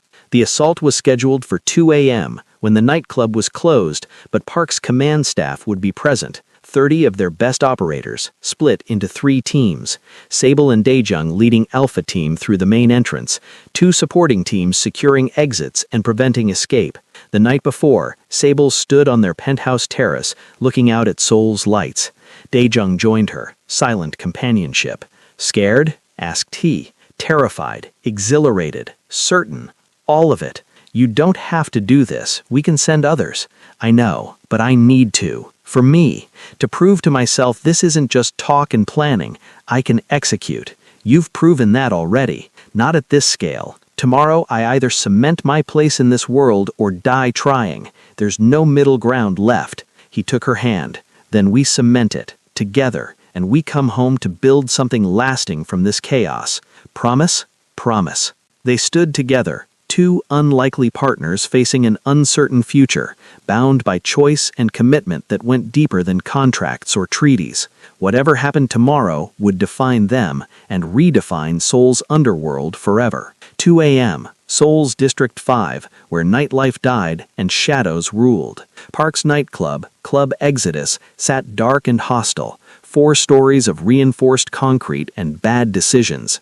Sable crouched in the tactical van 2 blocks away, checking her gear for the 3rd time. Kevlar vest, tactical belt, weapons, communications, and her original belt, the Hermes that started everything, strapped around her waist like a talisman. Daejung sat beside her, silent and focused. Around them, 30 operators prepared with professional calm. This was it. No more planning, no more delays. Tonight, they ended Park's ambition permanently. "Alpha Team status," Huang's voice crackled through comms. "Ready," Sable confirmed. "Bravo Team ready." "Charlie Team in position." Huang's final check. "Remember, Park alive if possible. Everyone else defensive force only unless they engage. We are not here to massacre. We are here to remove a threat and send a message. Execute in 60 seconds. Sable's heart hammered. She'd done combat before, but nothing this large, this planned. This was warfare, not a fight. Daejung caught her eye, nodded. "We've got this." She nodded back. "Together. Execute." Alpha Team moved fast through the nightclub's main entrance. The front door was reinforced, but they'd planned for that. Breaching charge, controlled explosion, entry in the smoke and confusion. Inside was chaos instantly. Park's defenders scrambled from surprise, reaching for weapons, shouting warnings. Sable's team moved in practiced formation, clearing rooms, securing threats. She spotted a defender raising a shotgun at Huang's back. Her belt snapped out instinctively, leather wrapping around the barrel, yanking it aside. The shot went wild. Huang spun, neutralized the threat. They pushed deeper, heading for the 3rd floor where intelligence said Park's command center operated. Resistance intensified. These were Park's personal guards, better trained, more loyal. Gunfire erupted. Sable took cover behind an overturned table, returning fire with controlled bursts she'd learned over months of training. This was real. Lives depended on her accuracy, her calm, her leadership. "Bravo Team, you're clear to advance," she called into comms, coordinating the assault even while under fire. "Charlie, seal the north exit. Don't let anyone out." Daejung fought beside her, moving like he'd been born to this violence. Together they cleared a path to the stairwell. 3rd floor, heavier resistance. Park had prepared for assault, created defensive positions. The fight turned brutal. Close quarters, hand-to-hand when ammunition ran low. Sable found herself facing 3 defenders in a hallway too narrow for guns. Her belt became her weapon, whipping, binding, striking with the buckle. She'd trained for this, but training and execution were different animals. Adrenaline, fear, determination all mixed into a clarity that felt like slow motion. One defender went down to a belt strike across the throat, second to a sweep and knockout. Third, she disarmed and restrained with leather binding his wrists. "Clear," she called, breathing hard. They reached the command center door, reinforced steel, keypad lock. Daesheng placed a charge while Sable covered the corridor. The explosion rocked the building. Smoke billowed. They pushed through into a room filled with monitors, maps, communication equipment, and Park Jae-won himself, standing behind a desk with a pistol aimed at the door. "Far enough," he said calmly. "I was wondering which of you would lead the assault. Should have bet on the wife." Sable kept her weapon trained on him. "It's over, Park. Your people are subdued. Buildings secure. Lower your weapon." "Or what? You'll shoot? We both know you're not a killer, Mrs. Kang. You're a consultant playing gangster.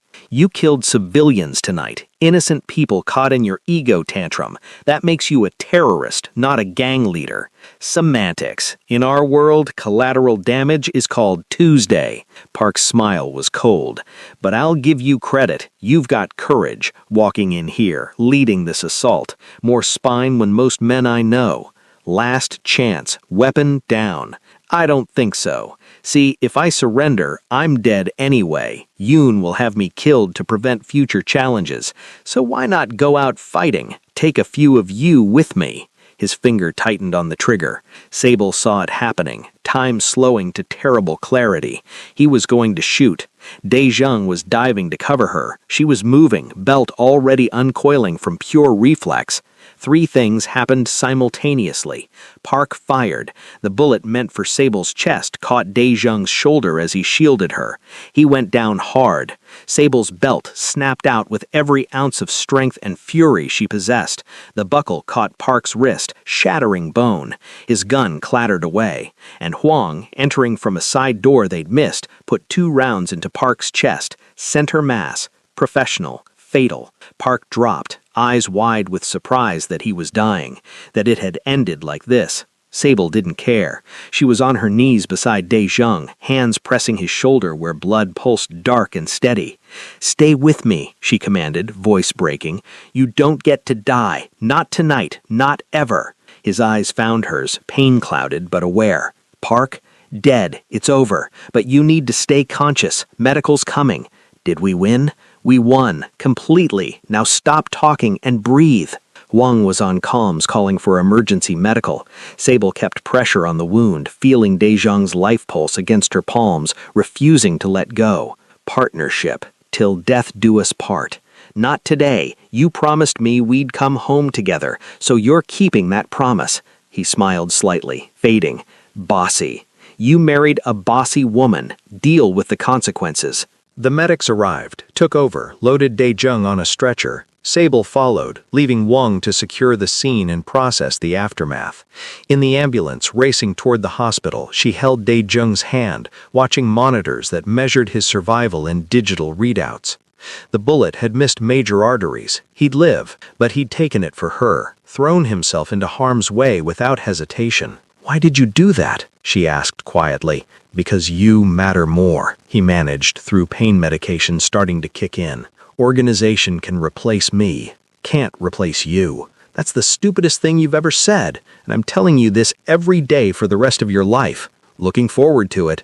At the hospital, surgeons took him immediately. Sable waited in a private room Wang had arranged, still in tactical gear, hands still bloody, coming down from adrenaline into exhausted clarity. They'd won. Park was dead. His organization would fracture and be absorbed. The treaty would hold.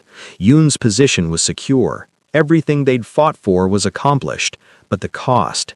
Daesheng bleeding, taking a bullet meant for her, showing that his love wasn't words, but action. Wang arrived with updates.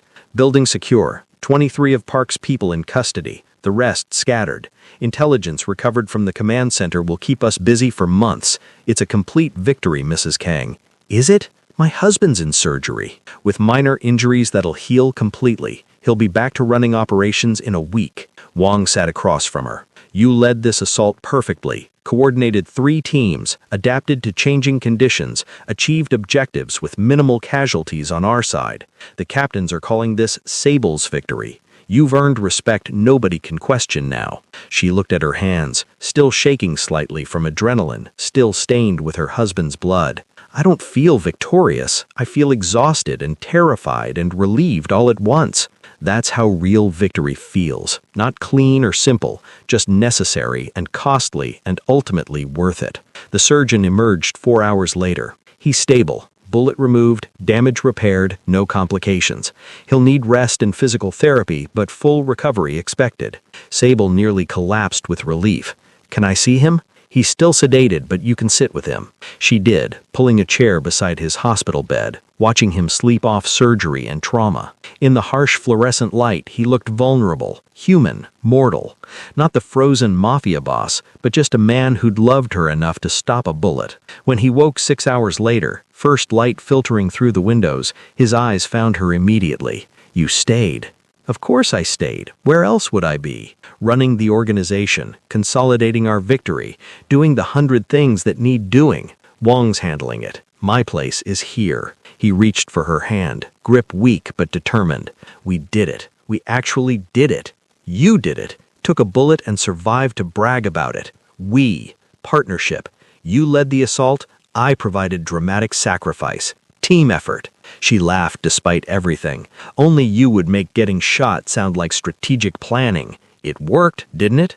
They sat in comfortable silence, watching Seoul wake up to a city slightly more peaceful because of their violence, slightly more stable because of their commitment. What happens now? Sable asked eventually. Now we build. The treaty holds. We've eliminated the main threat to it. Yoon owes us everything. We consolidate power, expand operations, maybe even go partially legitimate, create something lasting, with you recovering for weeks, with you leading while I recover. The organization trusts you now, respects you. You've proven yourself beyond any doubt.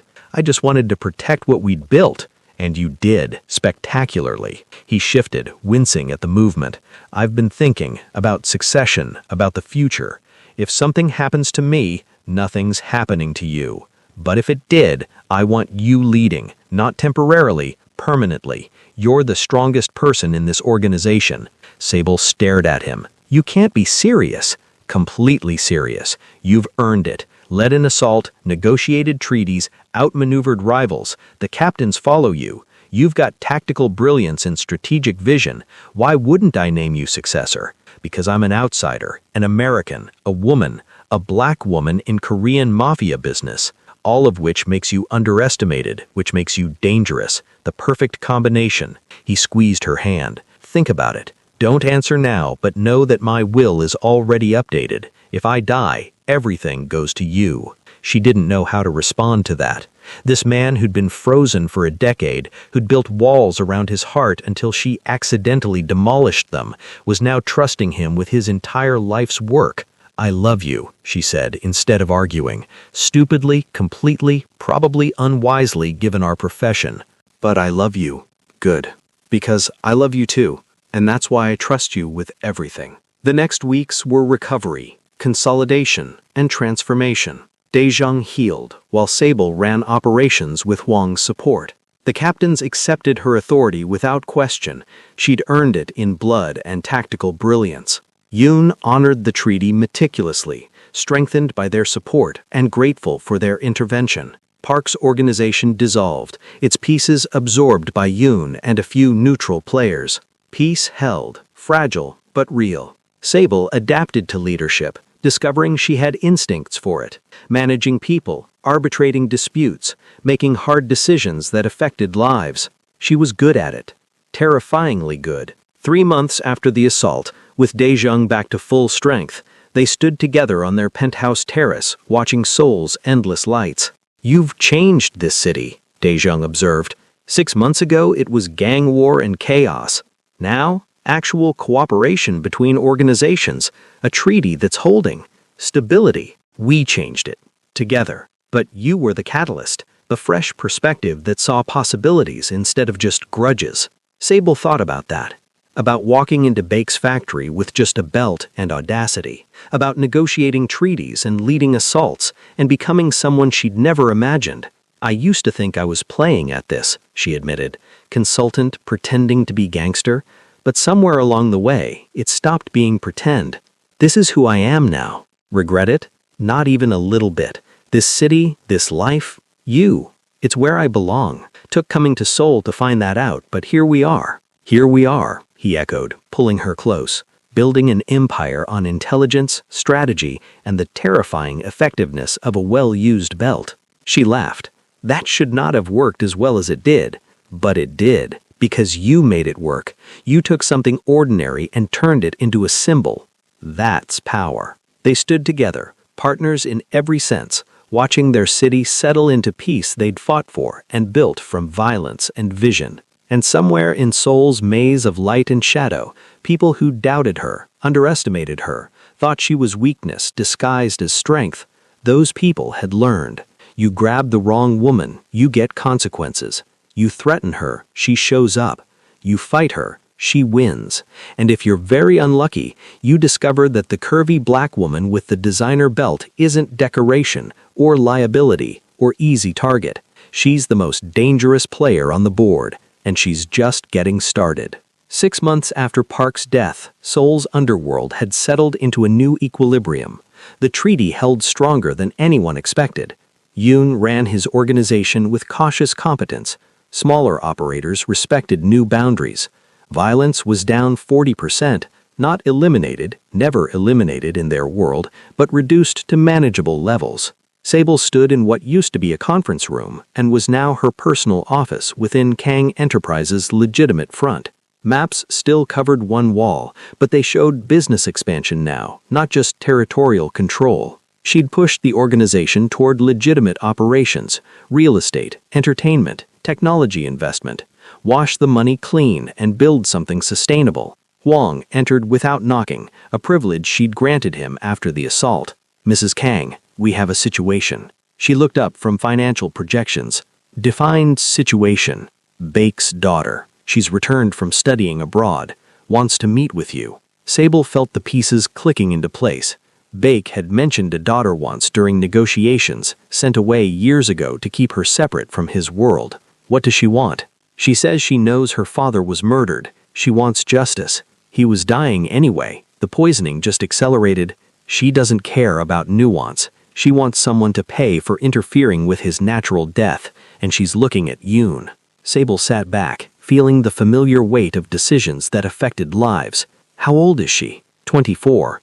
American educated, business degree, and from what our intelligence says, she's been quietly building support among her father's old guard, people who resent Yoon's leadership. Another succession crisis. Potentially. If she challenges Yoon, the treaty's in danger. Park proved that much. Sable stood, walked to her map wall, set up a meeting, just her and me, private. I want to understand what she actually wants before this escalates. Boss won't like you meeting potential threats alone. She smiled slightly at boss.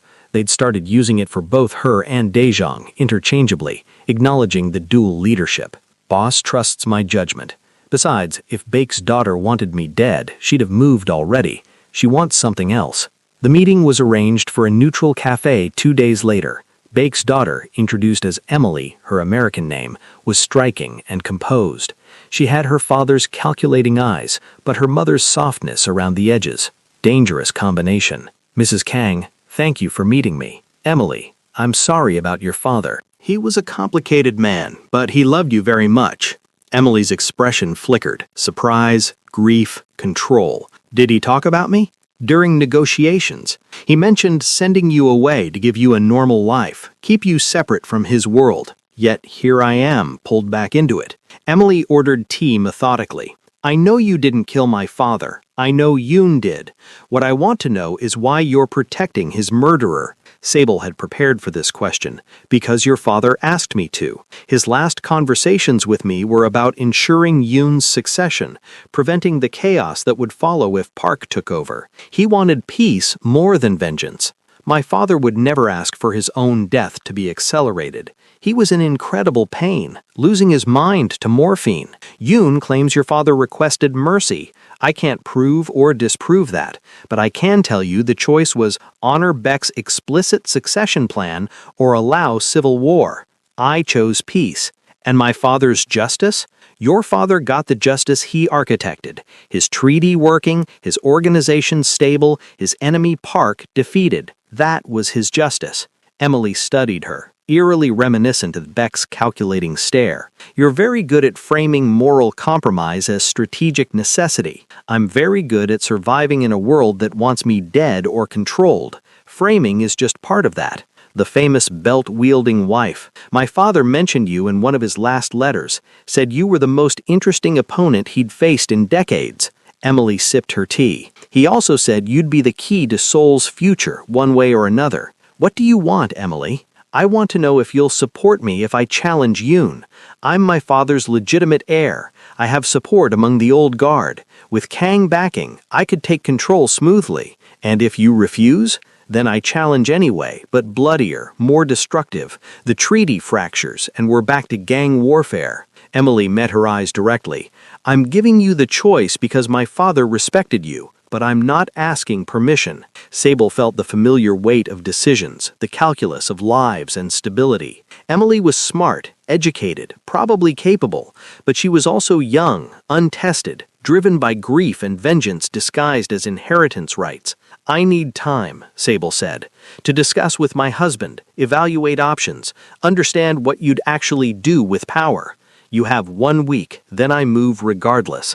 They parted with professional courtesy masking the threat underneath. Sable returned to the penthouse where Dae-jung was recovering from physical therapy, his shoulders still not quite back to full strength. Beck's daughter wants to overthrow Yoon, claims inheritance rights and hints at civil war if we don't support her. Dae-jung absorbed this calmly. What's your assessment?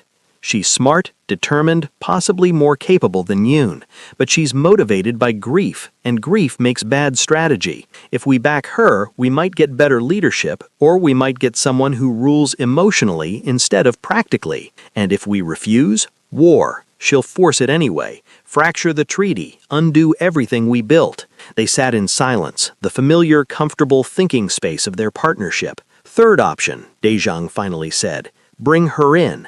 Not as Yoon's replacement, but as his partner. Force them to co-lead. She gets involvement and influence. Yoon keeps stability. We maintain the treaty by integrating rather than choosing. Sable turned the idea over. That's actually brilliant, but will either of them accept it? Make them.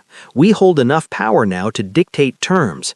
Emily gets control eventually. Yoon's not young and his health isn't great, but she earns it by proving herself as co-leader first. Yoon gets security of our continued backing if he accepts shared power. You're talking about forcing a shotgun partnership on two people who hate each other. I'm talking about preventing war by creating interdependence. It's what we did with the original treaty, just applying the same logic to succession. Sable kissed him, sudden and fierce. This is why I married you. Brilliant, devious, strategic thinking. Thought you married me for my charming personality.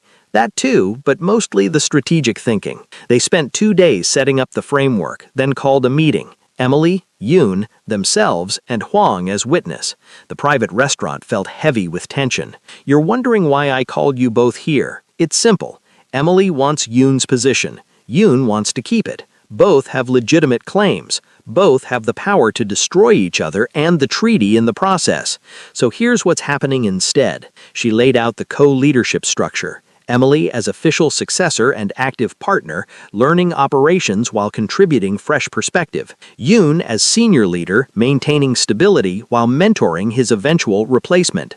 Binding agreement that neither could act against the other without Kang approval. This is ridiculous, Yoon protested. I don't need a babysitter.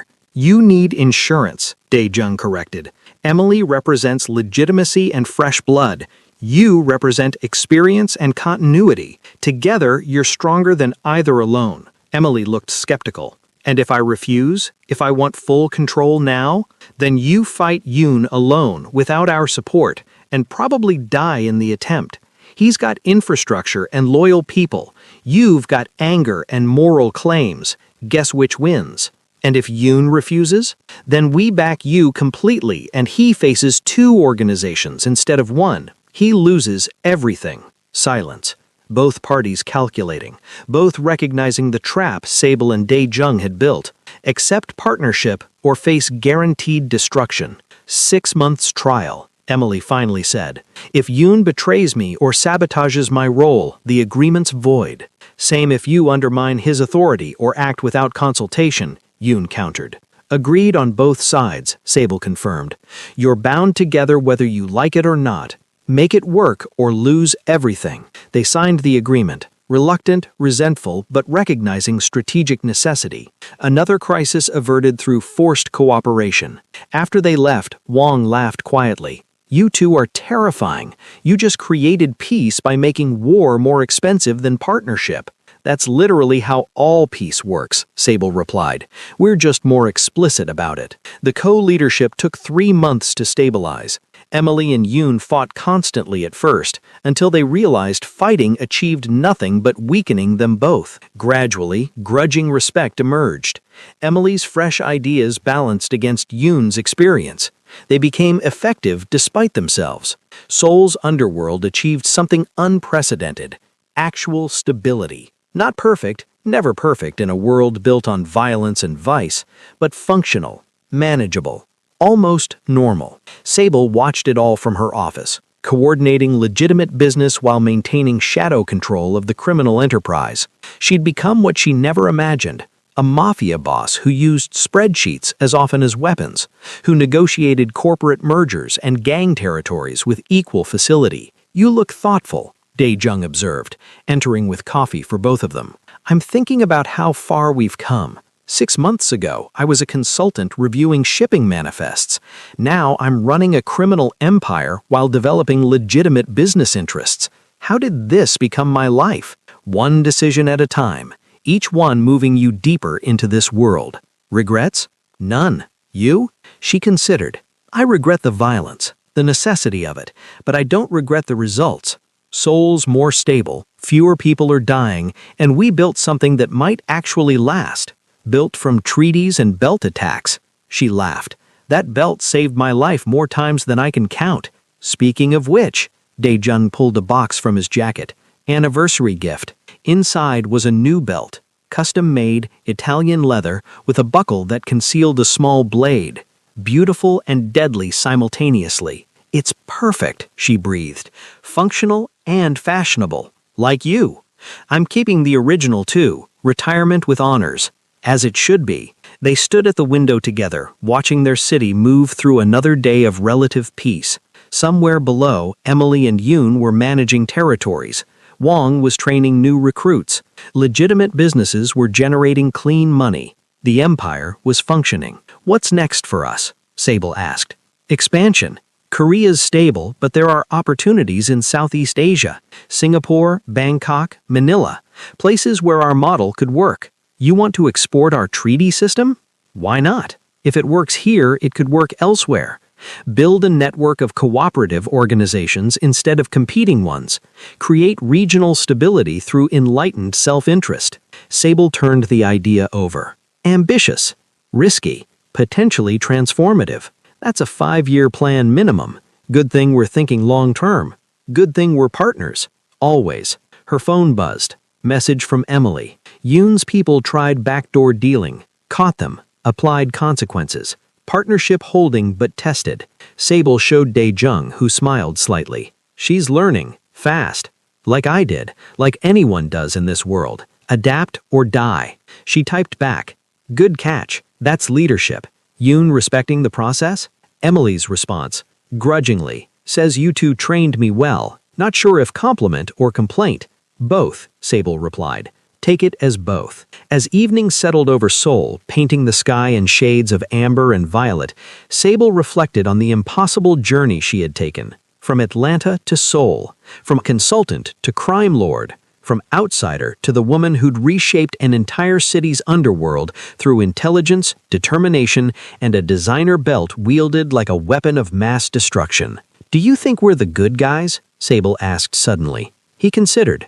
I think we're pragmatic guys. We reduce harm, create stability, protect our people. In a world without perfect choices, we make the best ones available. We're not heroes, but we're not villains either. We're survivors who built something from chaos and try to keep it functioning. I can live with that. Good, because we've got dinner with the mayor tomorrow, negotiations with the tech consortium on Thursday, and Emily wants guidance on the nightclub expansion. Being pragmatic is a full-time job. She laughed, rich and genuine. Remember when my biggest stress was quarterly reports? You were bored out of your mind. I really was. This life is terrifying and exhausting and occasionally soul-crushing. But it's mine. Ours. We built it together, and every day we make it stronger. That matters. It does. They moved away from the window as night fully claimed the city. Somewhere in Seoul's vast maze of light and shadow, people lived slightly safer because of the treaties they'd built. Organizations cooperated because failing to do so meant facing Kang's unified response. Peace held because violence had been made more expensive than partnership. And at the center of it all, the curvy black woman from Atlanta who'd walked into an enemy stronghold with nothing but a belt and audacity, who'd proven that being underestimated was the greatest weapon of all. She'd grabbed the wrong woman, Seoul's underworld had learned, and that mistake had changed everything. But the story wasn't over. Empire building never was. Tomorrow would bring new challenges, new threats, new opportunities to prove that intelligence and determination could reshape even the darkest worlds. Sable Washington Kang, queen of Seoul's underworld and master of the strategic belt attack, was ready for all of it. She'd been preparing her whole life for exactly this, and she was just getting started. The end.